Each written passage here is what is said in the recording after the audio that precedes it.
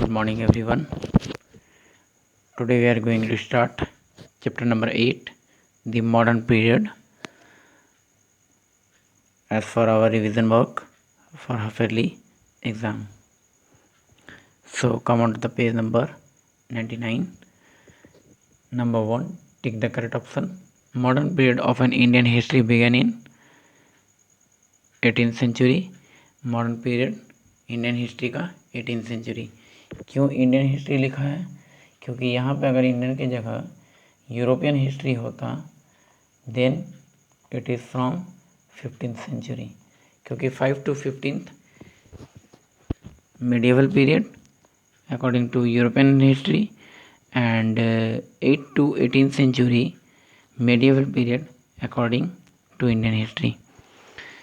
The call, "You will give me blood, I will give you freedom," was given by Subhash Chandra Bose.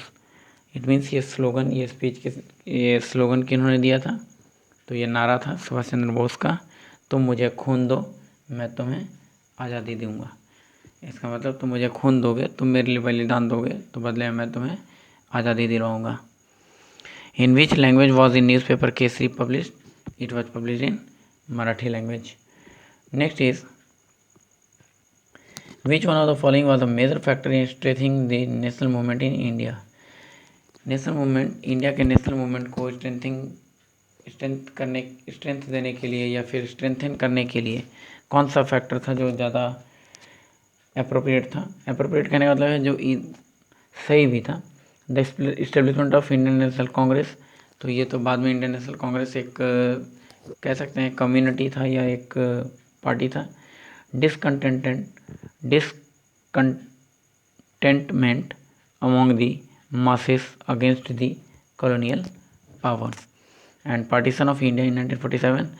Spread of education and awareness. क्योंकि जब लोग educate होने लगे, aware होने लगे, तो उन लोगों को पता चलने लगा कि ब्रिटिश का एक्चुअल पॉलिसी था क्या.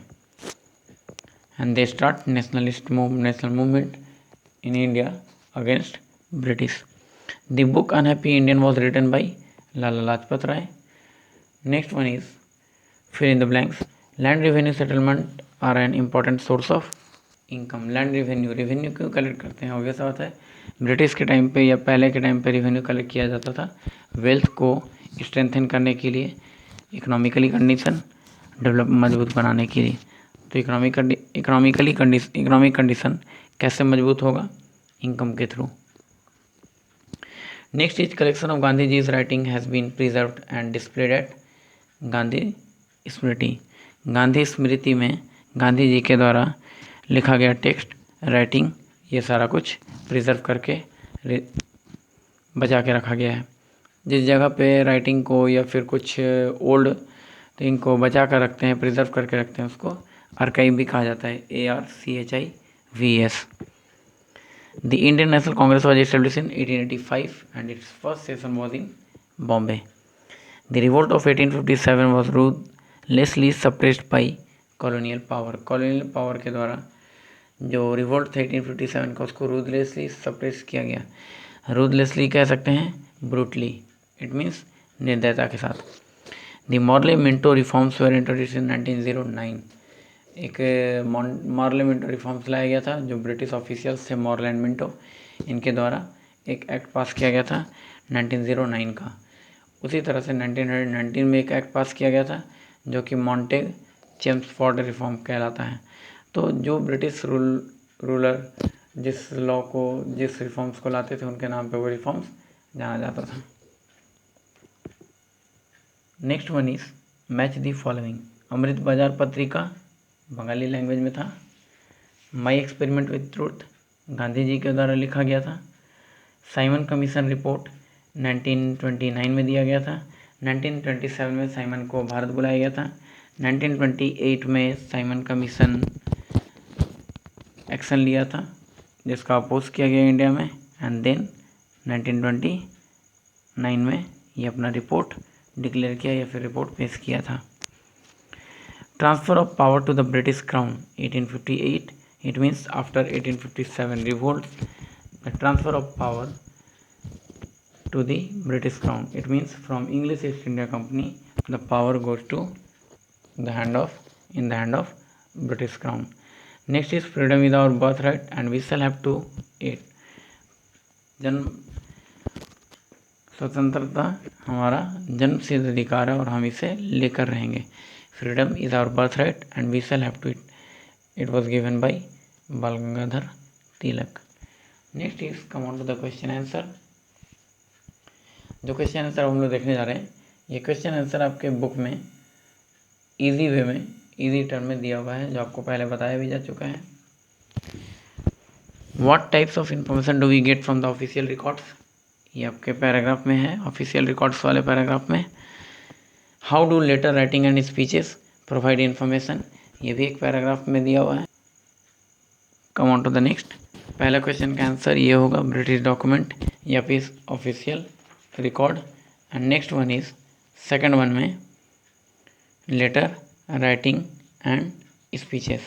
स्पीच क्या दिया गया था, राइटिंग क्या था एंड लेटर्स क्या था. तो कैसे इस तरह से इन्फॉर्मेशन हमको मॉडर्न पीरियड के बारे में इन्फॉर्मेशन मिलता है. तो लॉट्स ऑफ सोर्स है हमारे पास जहाँ से हमको मॉडर्न पीरियड के बारे में इन्फॉर्मेशन मिलता था. इस तरह के आज भी बहुत सारे ऐसे सोर्स हैं जिनके थ्रू हमको मॉडर्न पीरियड के बारे में इन्फॉर्मेशन मिलता रहता है. मॉडर्न पीरियड मतलब अभी भी जो चला जा रहा है या जो कंटिन्यूइंग है वो मॉडर्न पीरियड ही है. Next is question number 3. Mention any 5 major events related to the freedom struggle of India. India में फ्रीडम स्ट्रगल जो हुआ था उससे मेंशन कोई 5 इवेंट्स के बारे में बताना है. तो सिंपल सा है. सबसे पहला 1857 का रिवोल्ट जो फर्स्ट वॉर ऑफ इंडिपेंडेंस भी कहलाता है. फिर इंडियन नेशनल कांग्रेस का establishment 1885. Next is vernacular press act. Vernacular press act पहले होगा 1878 and then is establishment of Indian national Congress 1885 in Bombay session से ये स्टार्ट हुआ था. Next is parliament reforms 1909 and 1919 Montagu Chelmsford reforms. Jallianwala Bagh massacre 1919.